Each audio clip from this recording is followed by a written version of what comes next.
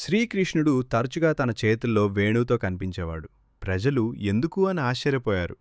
అతను ఒక యువరాజు మరియు యోధుడు. అతను శక్తివంతమైన ఆయుధాలను లేదా గొప్ప వాయిద్యాలను ఎంచుకోగలడు. అయినప్పటికీ అతను ఎల్లప్పుడూ సాధారణ వెదురు వేణువును ఎంచుకున్నాడు. ఒకరోజు ఎవరో అడిగారు, "నువ్వెప్పుడు వేణువును ఎందుకు మోస్తావు?" కృష్ణుడు మాటలతో సమాధానం చెప్పలేదు.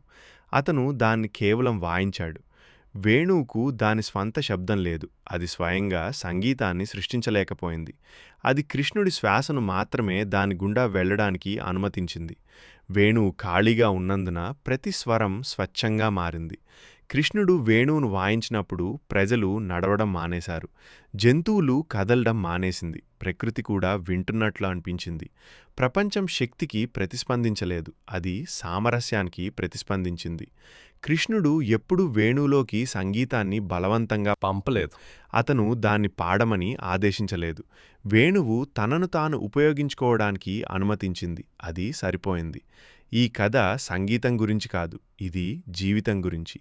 మనం అహం, కోపం మరియు నియంత్రణను విడిచిపెట్టినప్పుడు మనలో ఏదో గొప్పది ప్రవహిస్తుంది. కృష్ణుడి శ్వాస వేణువు ద్వారా ప్రవహించినట్లే.